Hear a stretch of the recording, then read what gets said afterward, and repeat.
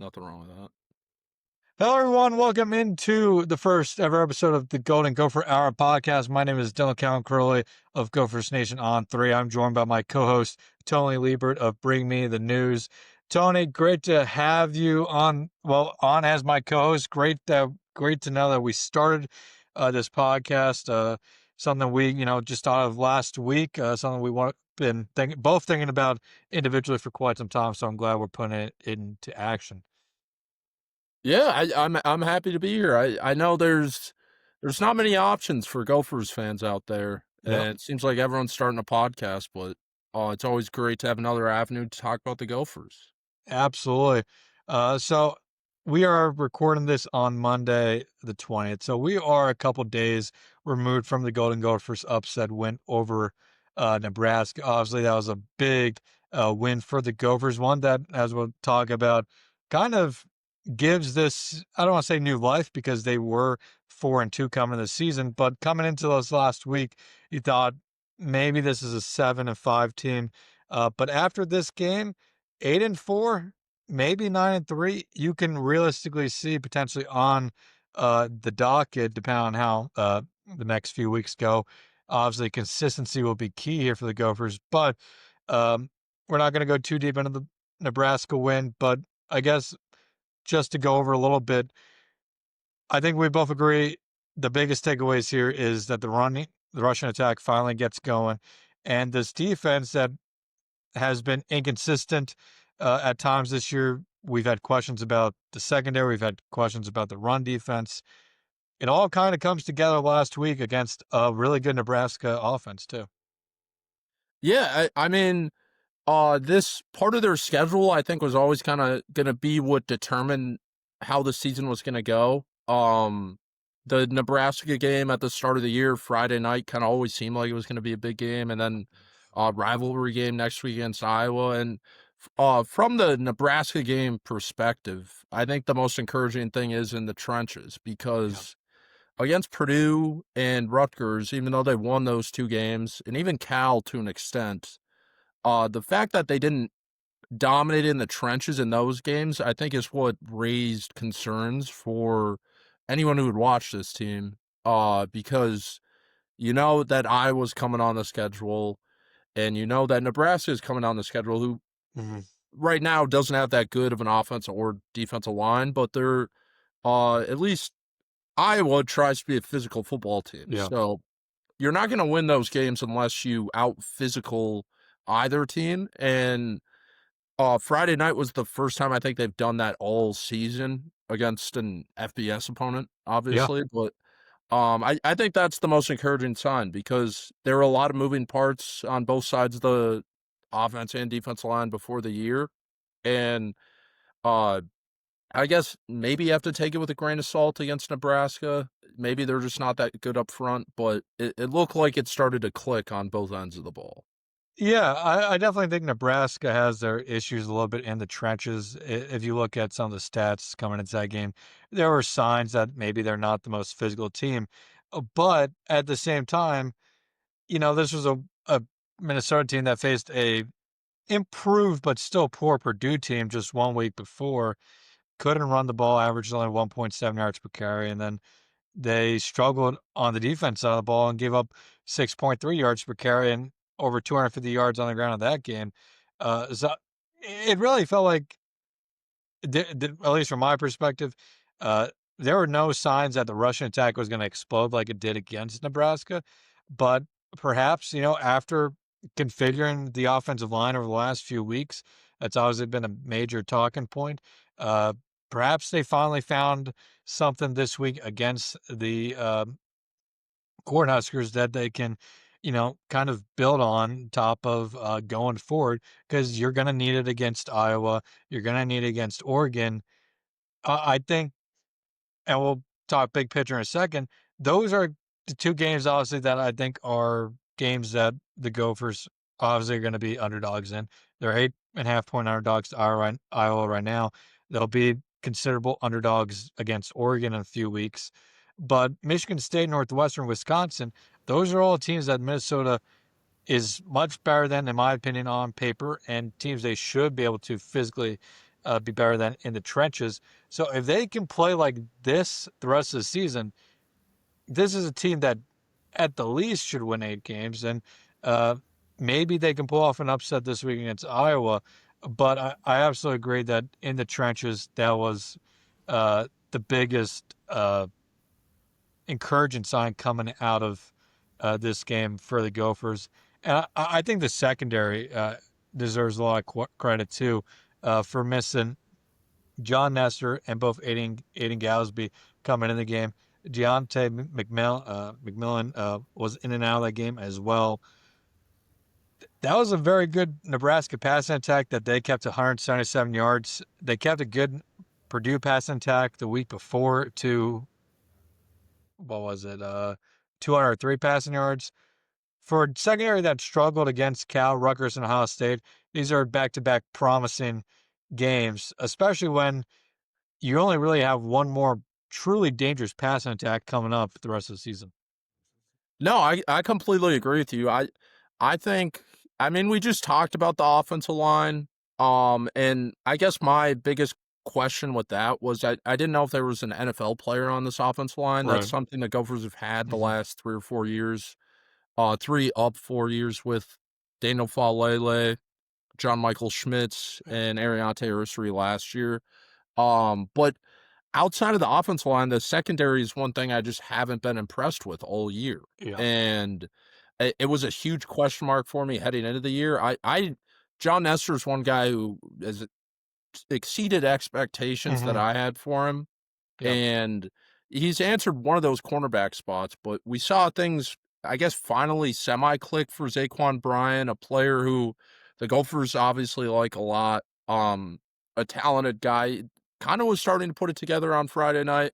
Mm-hmm. And like you mentioned, Deontay McMillan, I think, was maybe the MVP of the defense. Mm-hmm. Really had never played like a full game of outside corner in his whole college career. He's a fifth-year senior. He's played a little nickel, played a little safety, and John Nestor surprisingly ruled out, and they bumped McMillan down to the outside cornerback spot, and he looked great against a top 10 passing offense in the country. I mean, Yeah. if you look back earlier on the year, Cal does things in the pass game that are tough to defend. Yep. They're very up and down. We've seen in all their games, but there was not many encouraging signs from the Gophers in that one. And then Rutgers is still a solid pass attack when they're on. They have good receivers. Gophers fans know I think Callaghan-Croley is up and down, but Mm-hmm. they know how to throw the football. And then obviously Ohio State's Ohio State. But Yeah. and then last week against Purdue, it just wasn't that encouraging with the big plays they were having.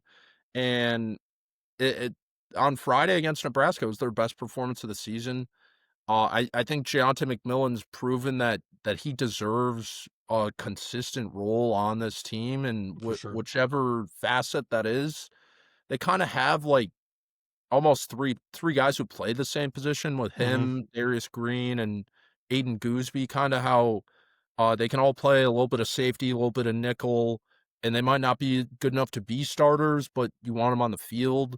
Yeah. So in big picture with the secondary, I'm curious how they're going to use those three guys the rest of the year because it seems like Darius Green's the starting nickel, and it seems like Aiden Gooseby's their third safety, but they like to play both those guys, and Yep. that's not an every down role. And then you throw McMillan in the mix as John Nestor's coming back. That's a lot of bodies for not so many positions. So I'll be curious to see how they operate that the rest of the year, especially. I mean, they like you mentioned, they might be through the part of their schedule where they're playing these great passing offenses. Yeah. The Oregon game that'll obviously be bigger in, Mm-hmm. but like this week, that's not going to be much of a story. No. We can get into it later, but Mark Gronowski's definitely not known as a passer, so No. um, it'll be interesting though because they have a lot of bodies there, and there's been guys who've had moments, so I'm curious how they handle it the rest of the year. Yeah, I think it's no surprise, and the secondary is also beginning to settle in as Coy Parrish and of course Kerry Brown, yeah, Gary Brown are both kind of finding their footing after a couple rough games there in the middle. I mean, those two are are such integral parts of this secondary that when they struggle, or of any secondary, really, if your safeties are struggling, it puts so much more pressure on your cornerbacks to play at a higher level, to not make mistakes. But when Kerry Brown and Coy are playing at high levels, this secondary is really tough to beat. And I think we've seen that the last 2 weeks. Coy is still having some up and down play. He's still missing tackles. His play has not been excellent by any means, but against the pass, he hasn't been playing better the last few weeks. Now they just got to get him going against the run and in the tackling department a little bit more. Yeah, I completely agree with you. I think there were a lot of encouraging signs from a schematic standpoint, I think, in the Mhm. game on Friday. I know a lot of Gophers fans online were having questions about Danny Collins and how he calls this defense. Yeah. Because I think everyone knows that is up and down as Coy Parrish has been this year. Very talented player. Hmm. Anthony Smith leading the Big Ten in sacks now. Yeah. And then Kerry Brown. Like you have a lot of NFL players on that defense, and they should not be struggling against a team like Purdue. As much as Purdue might be frisky this year, those should be the games where this defense flexes its muscles, Hmm. and they just happen to do it against a Nebraska team that was supposed to be a 10 times better offense than Purdue. Yeah. So I think there are a lot of encouraging things from a schematic standpoint, like I said, that Danny Collins might be finding his groove as a defensive play caller. Yeah. And, it's also an encouraging sign. After that Ohio State game, people were talking about the lack of havoc and the havoc defense a little bit. But in the last two games, 4 turnovers against Purdue or forced against Purdue. And then this week, 9 sacks on Nebraska. So, I mean, the havoc has definitely been there the last 2 games. For the Gophers. And you mentioned Anthony Smith. Just one last guy I want to mention on this defense that I thought has been flashing a ton all season, then had a big game this past week, and was Carter Mintz. And I think he's just going to be a big piece of this defense, I think, going forward the rest of the season. If he keeps showing up like that, this is going to be a very hard defensive line to block because it's not just Anthony Smith now that opposing offensive lines have to worry about. They have to worry about Carter Mintz. They have to worry about Jackson Howard. Um, and with Danny Collins' defense and some of the ways he calls the game, you will see, linebackers and even members of the secondary blitz as well. So this could be this Gophers defense may be just finding its stride at the right time as they hit the home stretch of the season here. Yeah, I would agree. I think Carter Menz, I wrote something about this last week. I kind of did mid-year Hmm. superlatives, and I said he was surprise player of the year for me. Hmm. Um, I don't know, it's semantic saying like breakout or whatever, but he was one guy. It's just like this time last year, I did not envision him being a borderline starter on this Yeah. defense, and he's made a huge step. And Jackson Howard had a great game against Nebraska, but he's a guy that Gophers fans know because he was former number one player in the state, 4-star recruit, and he might have a higher ceiling. But Carter Menz has kind of gotten to a point where he's performing at the same level as him, Yeah. which was not something I really saw coming. And I think he deserves a lot of credit for how much he's improved. Absolutely, and just a little stat throw out there. Carter is second on the team in total pressures according to Pro Football Focus, with 12, only behind Anthony Smith's 28. Jackson Howard has 7 according to Pro Football Focus. So Carter has been getting there quite a bit all season when he's been given the opportunities, which I think is the most encouraging part. He's not he's seen his snap count grow each week basically. But even when he was only playing 15 to 20 snaps per game, he was still getting 2, 3 pressures on the quarterback in a game. So if that role continues to grow, the sky could be the limit for him here. Yeah, I totally agree with you. I think they're starting to find the guys they want to play. Obviously, it's going to be John Nestor and Zaquan Bryan at the two outside corner Mhm. spots, and we talked about the secondary. Yep. but the defensive line has not been great this year by any No. means. Yep. And Anthony Smith is that top end talent, but I think they're figuring out that Carter Menz is a guy they want to have on the field more. I know PJ Fleck mentioned he compared it to Boye Mafe, who obviously now great with the Seahawks, Yep. and when he was with the Gophers, Thomas Rush was a guy that they were kind of splitting time with at the defensive end position. And he compared Jackson Howard and Carter Menz to that situation, which I found interesting. But Yep.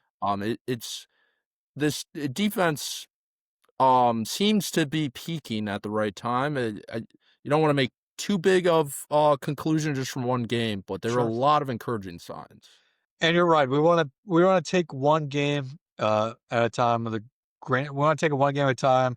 Take the one result with a grain of salt, because I think it's also fair to say that the Gophers have had good games like this in the past, and there's been perhaps a lack of consistency week to week.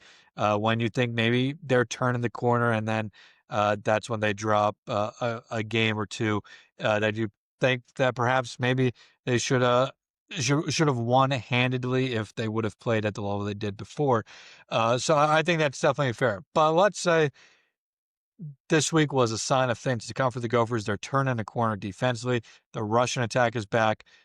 If those two statements are true, the back half of the schedule for the Gophers feels, a lot different than it did a week ago.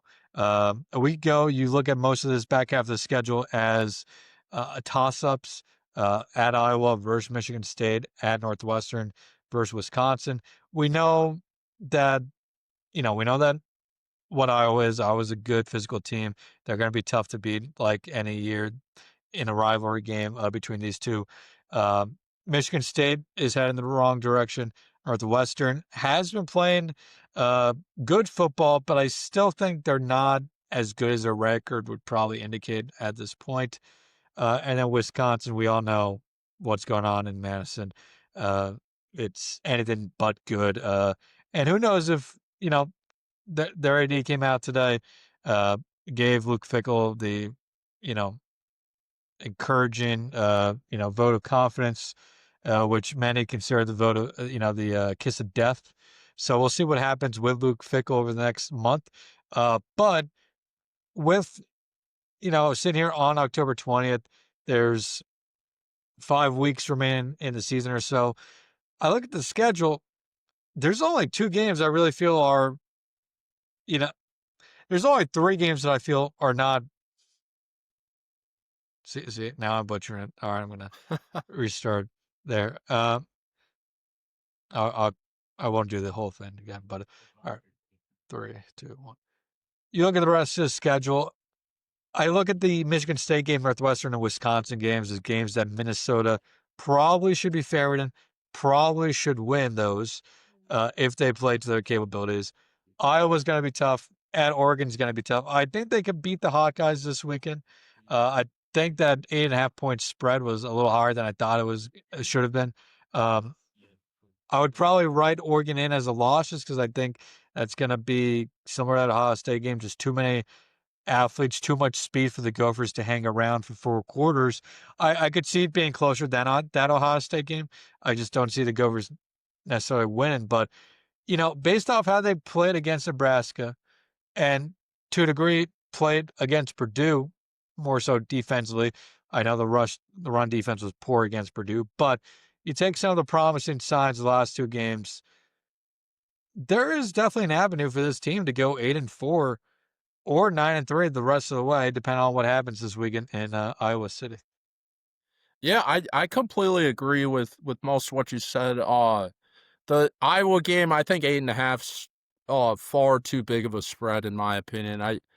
I think last year, Iowa obviously came into Huntington Bank Stadium and blew the Gophers out. Yeah. But if you look the years before that, the game typically comes down to a couple plays here and there, one turnover, Yeah. one big play, and that's just how I envision this game going. I think there are things that Minnesota does that's going to give Iowa challenges, and I think there's stuff that Iowa does that's going to give Minnesota challenges. Yeah. On both sides, I don't think either team has as great of a defense as they've had in recent years, but Yeah. I'd still expect a low scoring affair in Mhm. that one. And I agree it's an uphill battle. And then you look ahead the following week, you got Michigan State, where at the start of the year I thought that might be like a sandwich spot in Yeah. between the Iowa game, a bye, and the Oregon game. But it just now, you were mentioning it earlier, but I just have serious questions about that entire coaching staff right Yeah. now, where their heart is, where their motivation is. On paper, they might have a team that could give Minnesota some run, but um, that might be the most favorable game on their schedule due to the fact that Wisconsin's still a rivalry game. Yeah, and Um, just quickly, you look at Michigan State, started the season off with 3 wins, but in their 4 conference losses, 0-4 in conference play, all 4 losses have been by double digits, to yeah, USC, Nebraska, UCLA, and Indiana. and the fact that they needed OT to beat Boston College's at Yeah, home is looking even worse now. yeah, BC might be one of the worst power conference teams in the country. yep, And like you mentioned, the Oregon game's uphill battle. There's some aspects of that game that could make me think that the Gophers are frisky on a Friday mhm, night. sure, Um, and then the Northwestern game too. That might be one of the most interesting Big Ten games this week. Northwestern at Nebraska. yeah, A big swing game, I think, for both teams. If Nebraska doesn't show up in that one, maybe their season falls apart. If Northwestern wins, yeah, maybe they are legit. So that's an yeah, interesting game. And then you mentioned the Wisconsin one. So I think the Northwestern's the spot that people might be overlooking. sure, Um, but then the Michigan State and Wisconsin games are favorable, and that's 7 wins right there. And then if you can uh split Iowa and Oregon, then you're looking pretty at a 8 or 9 win season, like you mentioned. So yeah, it'll be an which interesting finish to the season, and it's a really intriguing, I think, schedule because yeah, that Northwestern game is so weird how it's at Wrigley. Oregon yeah, on the road and on a Friday night. It'll be interesting to see. I mean, we don't need to tell Gophers fans this, but, yeah, you Chicago weather in November, I mean, who knows if it's gonna be snowing, who knows how bad the wind's gonna be at Wrigley that day. There were so many factors that could, impact that game just beyond the 2 teams that, uh, who knows what we're gonna get on that Saturday in Wrigley. And Northwestern and Minnesota have also, and I feel like this is with everybody because Northwestern's such a weird team, but these 2 teams have played some weird football games in the past where you may not necessarily expect the outcome that happens. So I definitely agree. Maybe that Northwestern is uh, a trap game almost on paper, Yeah. for at least for Minnesota fans. I know the Gophers won't take them lightly, but I think they're still, and I understand same because I am in the boat that there's some question of how legitimate the Wildcats are, at 5-2. But at the end of the day, you only can win the games that are on your schedule, and so far they've done that. And they're not. I mean, Purdue is not obviously a great team or even a good team this season, but a 19-0 win against Purdue is a solid win for the Wildcats, and I do agree that this weekend's game against Nebraska probably tells us just how good the Wildcats are. But like you said, we'll see if Nebraska's season falls apart, uh, especially with Matt Rule's name obviously in that Penn State job hunt. After this past Friday, I think his stock is certain down for that. But this is kind of where the Huskers have gone in trouble in the past too. They start off well, and then their season kind of just implodes in on itself, and the rest of the Cornhuskers schedule isn't necessarily cupcakes. I mean, Northwestern is solid right now. USC is going to be tough. Oh yeah. UCLA has turned their season around.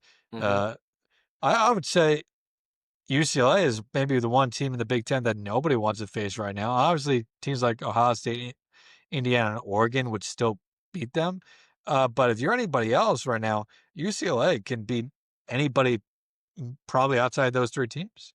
No, I totally agree with you. I mean, as much as hate as Nico Maliava gets, he's a talented quarterback, and Yeah.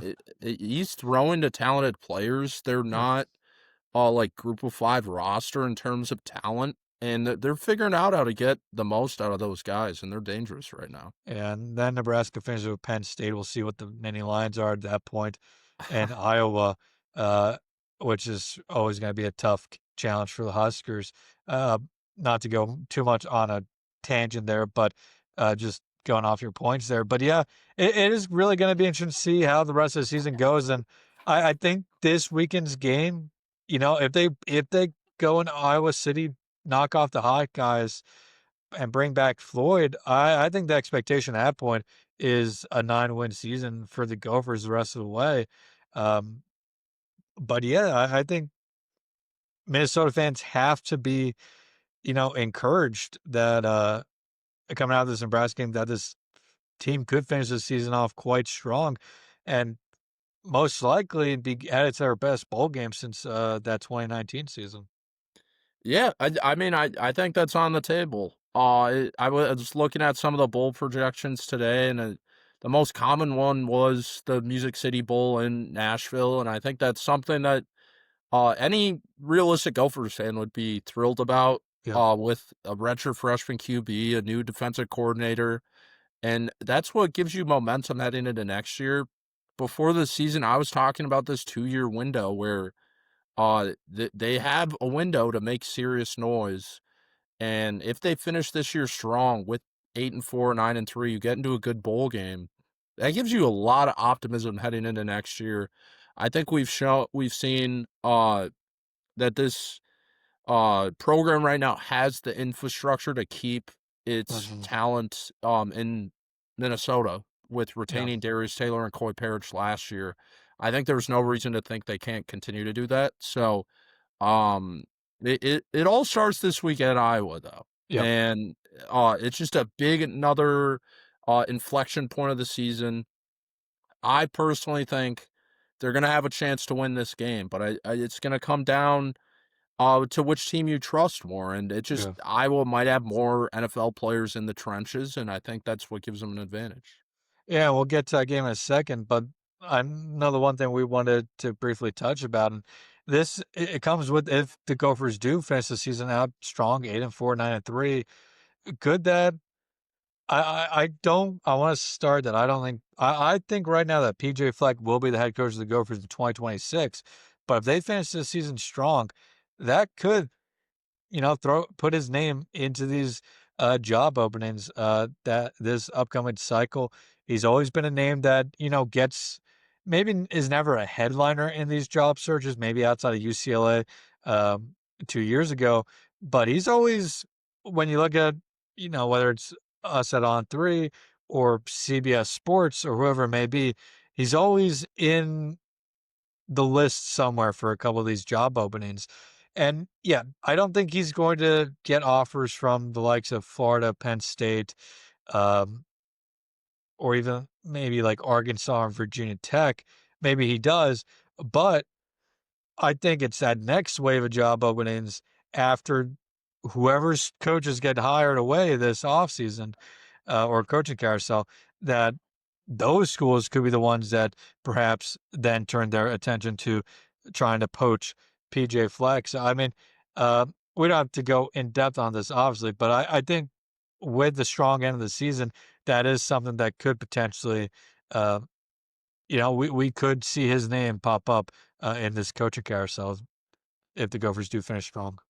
Yeah, I 100% agree with that sentiment that it's the second wave of openings. Like, I was having a conversation with one of my friends the other day, and I personally think PJ Fleck will be the coach of the Gophers as long as he wants to. Mhm. And it just if he continues to go 8-4, 9-3, and he's still a young guy. His Yeah, kids, I don't think have started high school yet. Maybe he's like, okay, I've left Minnesota in a better place than it was when I got here, and right. he's a competitive guy. Maybe he's like, I want to be at a place that I can win conference championships, and maybe he doesn't see that at Minnesota. My Obviously, that's a pretty big step to take.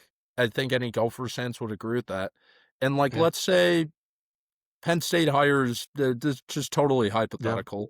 Yeah. Penn State hires Eli Drinkwitz and the Missouri Sure. job opens. And PJ's like, hey, I've always wanted to coach in the SEC, and Missouri's a little more Midwestern and a little less crazy than some of those like Florida or Ole Miss or Auburn jobs. And maybe he's like, oh, I'm going to dip my toe in the SEC and see where this goes. Yeah. That's a scenario that I don't think seems like impossible. I think it No. is far from likely by any Yeah. means.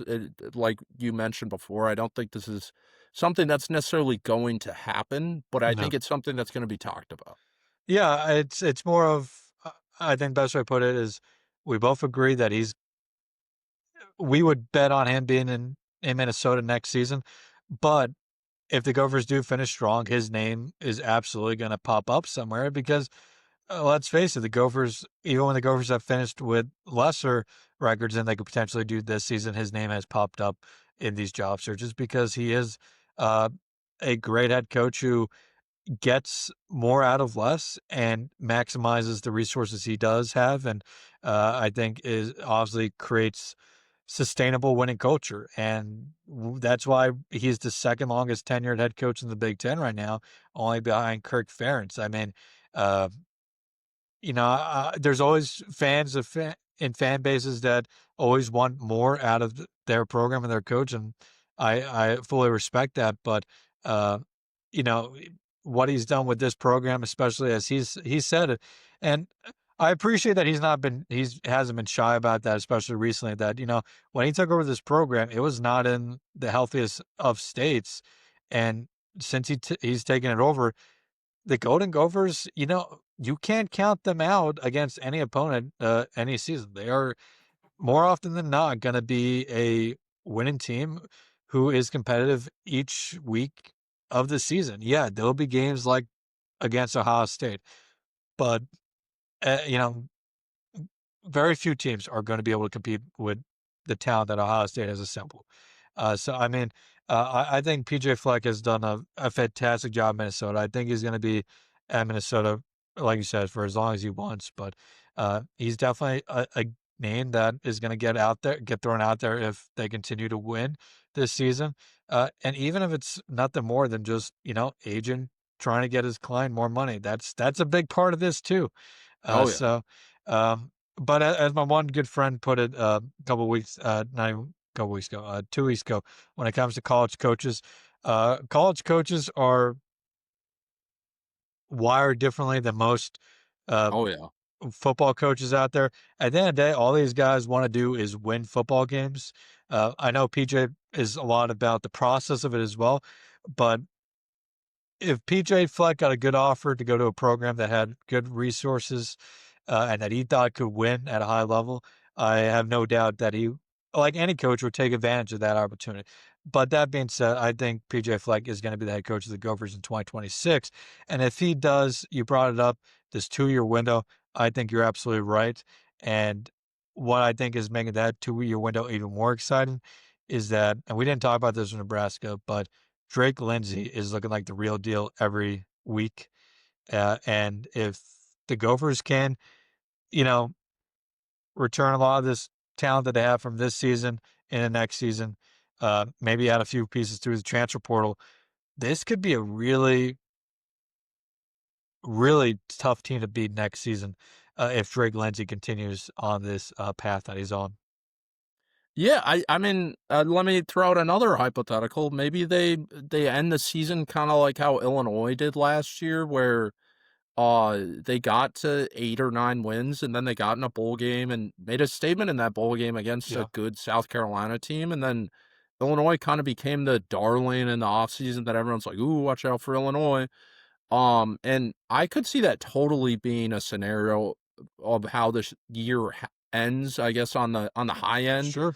Um, and yeah, I mean, it's hard not to be impressed by Drake Lindsay. In the Yeah. Nebraska game, I think what I was impressed by most, and really the whole year, is his ability to avoid mistakes, which is something that just young quarterbacks, not all of them can do. We're even seeing that with Mm, players like Bryce Underwood or Malik yeah. Washington at Nebraska, and even Dylan Raiola.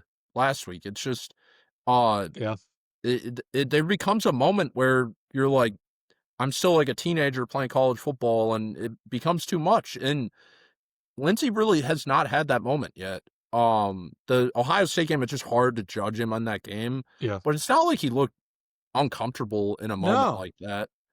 No. And it'll be interesting with in terms of do they go out and add like a big transfer portal wide receiver? There's a lot to like about Jalen Smith, who's just a redshirt freshman. Javon Tracy has a year of eligibility after this year. But you lose Lemeke Brockington, you lose Logan Loyal Yeah. after this year, and then We you have a have guy like yeah, no, I was gonna say we have seen Malachi Coleman the last 2 weeks yep, get oh yeah, increased snap counts, and I said coming into the season, and even when he transferred, don't expect him to have a huge impact in 2025, but this is a guy that if they can develop him, if he puts in the time and effort, he could be a big piece in 2026 and be a game changer in that passing game. yeah. That's a sneaky storyline to watch the second half of the year because Gophers fans have realized now the last couple of years with some of these transfer receivers. A few years ago, we saw Dalen Wright, someone who might have not bought completely into the culture that PJ Fleck had.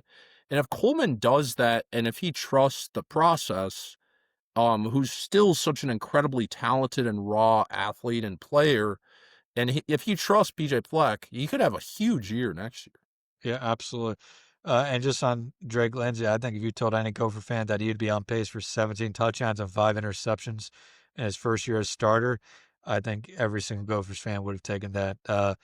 Is super impressive first season as starter for the Gophers.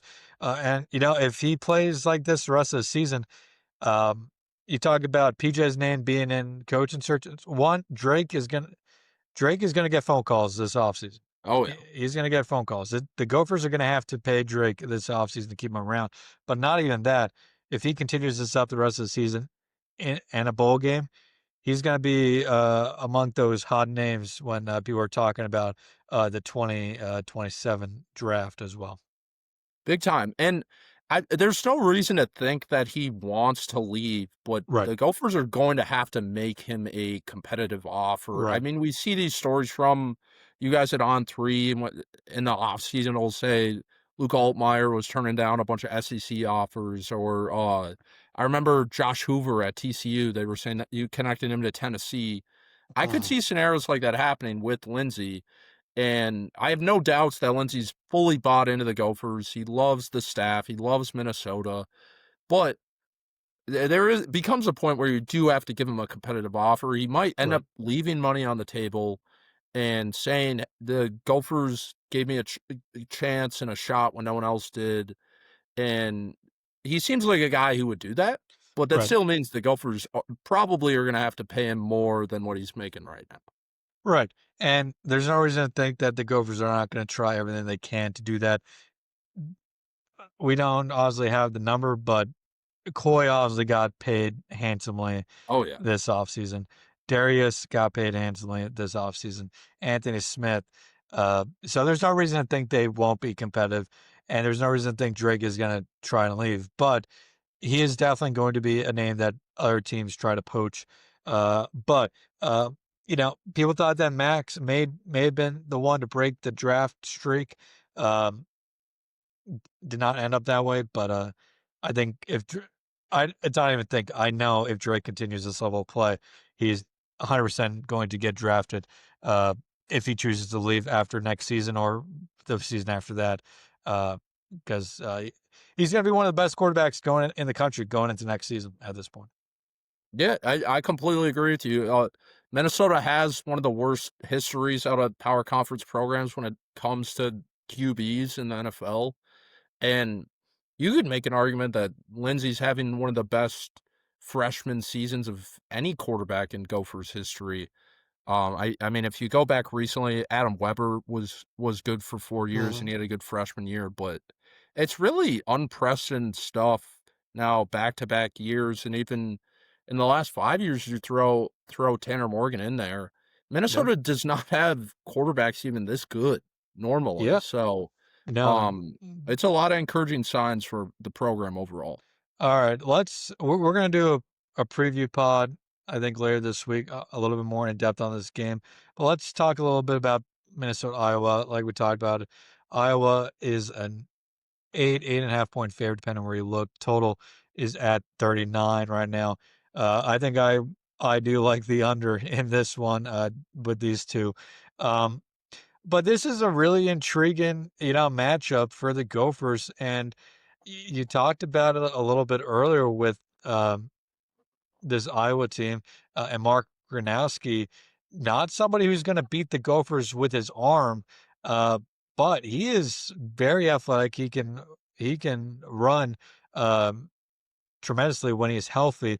This past week against Penn State, he had a season high 130 yards and 2 touchdowns. The Gophers really haven't faced a true dual threat quarterback yet this season.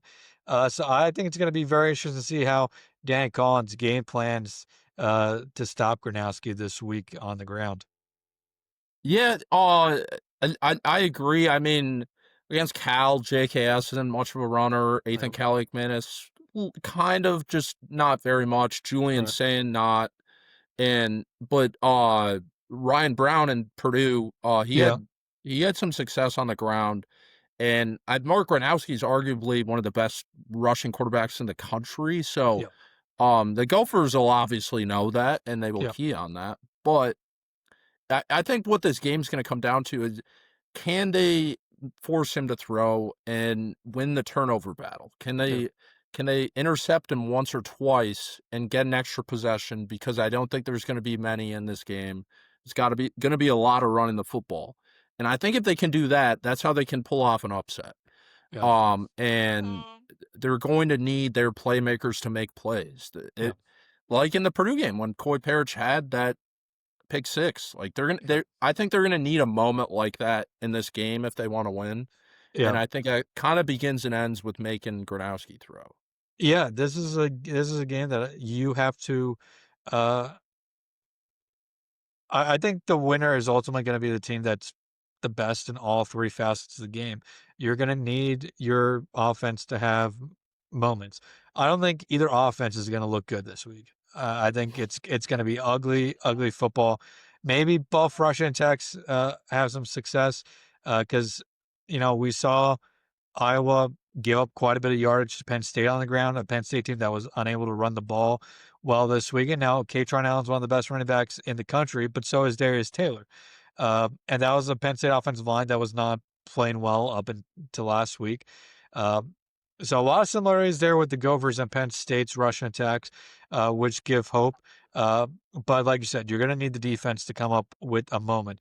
I was not going to throw the ball a ton in this game. Mark Gronowski season high is 25 attempts. He had 16 against Penn State. Iowa only threw the ball twice in the second half in that game. I don't see him having more than 20, 22 attempts in this game. Um, but you also know they're not going to throw the ball downfield. They're gonna dig and dunk their way if they have to.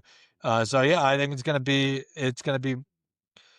you're going to have one of the linebackers or corners or safeties come up with a big interception or two over the course of the game, because I think having those extra possessions this game is going to be big. And I think it's really potentially it's a game that Gophers are probably going to need Brady Denenberg to have his best game of the season. He struggled there a little bit earlier this season, had 3 or 4 games, I think 3 games with missed field goals. Um, has had success a little bit the last few weeks. But when they get into scoring position this weekend, they're going to need to convert on those opportunities, whether it is a touchdown or a field goal. Yeah, I mean that's a good call. I know Gophers fans know the infamous special teams scenarios in Yep. this series. And the Gophers have struggled in the kicking game in the past, and it Yep. hasn't been great this year. Tom Weston, the punter's had a few moments where he's flipped the field very well, but Yep. he's also had a couple punts that have done the opposite. And so that will be a big moment, big situation in this game, the special teams for sure. But yeah, I mean, I think it's just going to come down to It's just like when I close my eyes and think of this game, it's just there's going to be that one moment where after the game you're like, that's what decided the game, and you got to be on Yeah. the right moment there. And I think that's just kind of how this series works with PJ Fleck and Kirk Ferentz, as long as they're coaching these two teams. Yeah, absolutely. And I think you put it also well earlier that, this game's gonna come back down to the trenches. Uh Whoever's the more physical team is going to win. You saw last week when the Gophers um were able to be physical and pose their will on Nebraska. That's when the game truly ended. Nebraska was unable to match that level of physicality. That's not going to be the case with Iowa. Iowa's going to be able to match that, but it's really going to be the power of the will in the trenches. Who wants it more at the end of the day? I think.